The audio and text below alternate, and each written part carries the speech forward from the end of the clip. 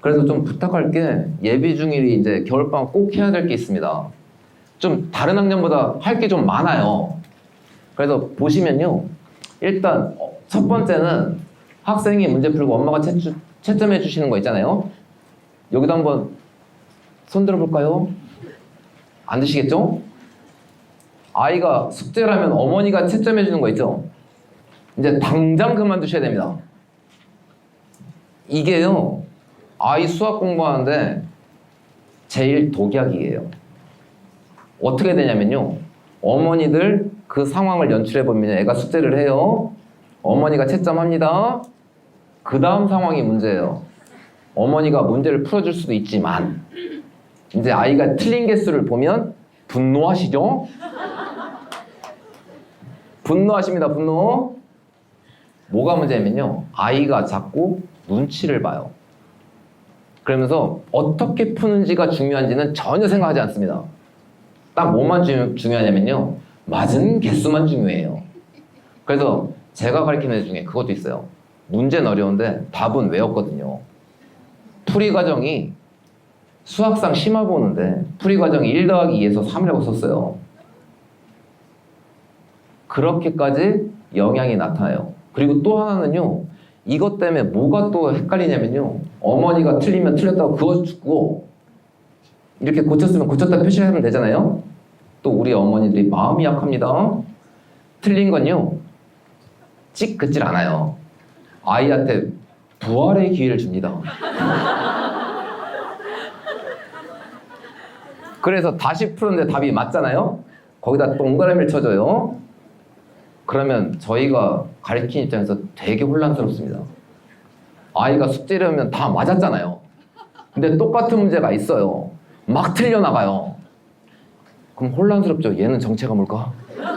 시험에 울렁증이 있나? 그래서요. 이게 꼭 중학생이 아니라 혹시 동생들이 있어 초등학생이면요. 어머니가 채점해 주는 거 있죠. 안 하시는 게 좋습니다. 아이를 위해서. 그리고 어차피 채점해주고 그런 거 해주는 거요. 중학교 1학년쯤 되면 이제 슬슬 어머니가 퇴장하게 될걸요. 그리고 다른 분이 등장해요. 아버지가. 나는 모르겠다. 이제 아버지한테 물어봐라 막. 그래서 이걸 좀 해주시고요. 그 다음에 문제 풀다 막힐 때 엄마가 팁 주는 것도 그만하셔야 됩니다. 이게요. 언제까지는 저런 걸 그만하셔야 되냐면 중3 있죠. 중3까지는 어려운 문제 막혔으면 본인이 틀렸든 맞았든 이리저리 해보는 거 있죠. 그럴 시간을 많이 갖는 게 좋아요. 근데 저것도요. 언제까지 하는 거냐면요. 고1쯤 되잖아요. 고1쯤 되면 제가 저희 반 애들한테 부탁하는 게 있어요. 중3 때까지는 어려운 문제 있으면 애한테 1시간이든 2시간이든 고민해라. 그럼 맞으면 된다. 근데 고1쯤 되면요. 저것도 이제 조금 제가 말씀드린 거 있죠. 그것도 조금 정리해서요. 고1 되면 이제 어려운 거 풀 거 많아요. 한 5분, 10분쯤 생각하다가 안 되면 패스해요, 일단. 그리고 학원 가서 다시 물어보고 복습하는 게 빠릅니다. 근데 중학교 3학년 정도까지는 어려운 문제 만날 때 엄마가 팁 주는 게 아니라 자기가 직접 고민하고 푸는 거 있죠. 그게 고등학교 올라가서의 힘이 돼요. 그러니까 옆에서 아유 넌 어째 그것도 몰라 이거잖아 그러시면 안 돼요. 다음 세 번째는요. 이것도 좀 어머니 좀 해주셔야 되는데 아이들 보통 문제 대충 읽어보고 모르는 거 별표 치잖아요. 이런 것도 조금은 관리를 해 주셔야 됩니다. 그래서 다음 거 보면요. 또 이게 제일 힘들어요. 자녀에 대한 과도한 믿음을 버려라. 말이 쉽지 않은데요. 어머니들 머릿속엔 아직 기억이 있어요. 무슨 기억이 있냐면 자녀가 무슨 경시대회를 나갔고 무슨 영재원을 댕겼고 있죠. 이 화려한 과거는요. 그냥 과거일 뿐입니다. 이 얘기는요. 언제 또 듣게 되시냐면요. 중3에서 고1 넘어갈 때 설명해 드리시면 다 듣게 될 거예요. 거기서 뭘 버리라고 할까요? 중학교 내신 성적 버려라. 애기 맞았다고 잘하는 거 아니다. 그래서 일단은 경시대회 이거 당겼던 거 이런 생각 있죠? 좀 버려주시고요. 다음에 창의적인 말을 들었다 있죠? 이것도 버려주세요. 실제로 중학교 거 해보면요. 창의력도 중요하지만 실제 저희 학원 이제 학원 교재를 수업하는데 그 난이도가 만만치가 않아요. 여기에서 무너진 애들 좀 많습니다. 다음 세 번째는요. 선행을 어디까지 했는데 이 얘기 좀 그만하시는데요. 저희가 이제 시험을 보면 어머니 제일 많이 하는 게 그 얘기를 많이 해요. 레벨이 나와요. 진도가 나와요. 근데 자기네는 어디까지 나갔어요. 그때 제일 하는 말씀이 딱 하나입니다. 이때까지 나갔던 진도가 아까워요. 아까워하시면 안 됩니다. 그러면서 더 하는 생각이 뭐냐면 1학년은 자유 학년제니까 1년 동안 선행 나가고 구멍 뚫리면 2학년 때부터 채워야지. 근데요, 그렇게 좀 쉽게 생각하시는데 1년 동안 그러면은 아이한테 도움이 안 됐잖아요. 그럼 그 1년 동안 딴 애들은 자기 걸 하면서 채웠다고요. 그만큼의 갭이 2학년 때 과연 메꿔질 것인가? 그럼 1학년 때 열심히 했던 애들은 2학년 되면 갑자기 놀게 되는 것인가? 잘 판단하셔야 됩니다. 뭔가 구멍이 있으면요, 백을 하실 수도 있어야 돼요. 그러니까 어머니들이 학원에 오시면 레벨업만 생각하시잖아요. 레벨업에서는 당연히 모두 있을까요? 다운도 있습니다.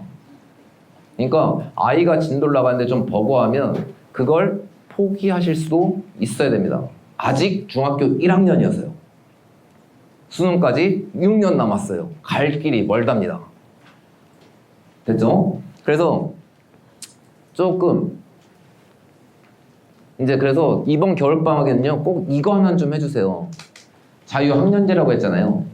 겨울방학에 습관을 좀 들여놔야 그래도 한 5월까지 버팁니다.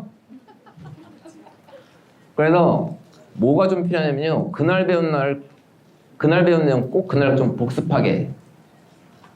말이 쉽지 어려운 거 알아요.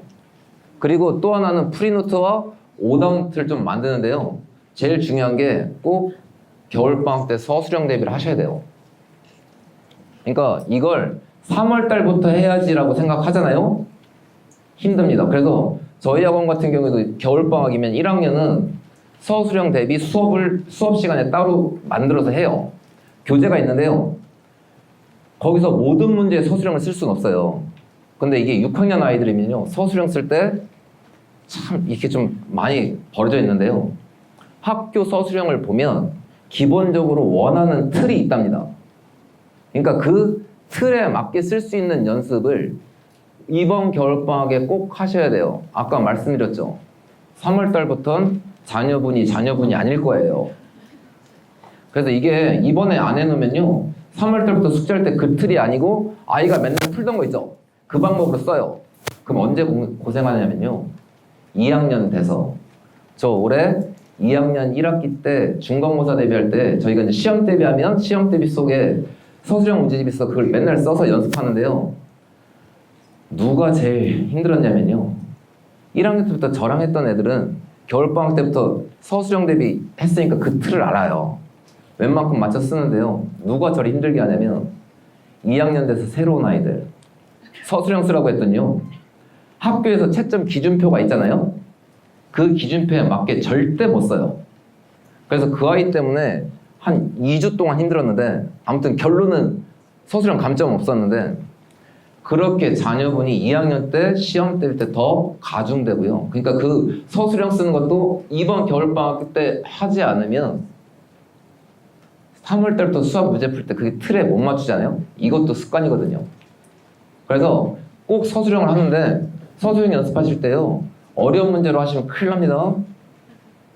어려운 문제로 서술형 연습하려고 딱 했더니 얘한테 문제를 딱 줬더니 얘가 별표 쳐요. 그러면 연습이 안 돼요. 그래서 저거 연습하실 땐 딱 2단원 갖다 하시면 돼요. 1학년 과정이면요, 정수와 유리수 있죠. 거기에 보면 복잡한 계산이 있어요. 그거랑 문자와 식, 이 정도 단원, 아니면 1차 방정식 있죠. 1차 방정 정도로 기본 틀을 잡으시면 돼요. 거기서 어려운 문제 말고 뭐 쉬운 문제들 있죠. 간단한 문제, 그런 것들로 좀 연습을 꼭 해주셔야 되고요.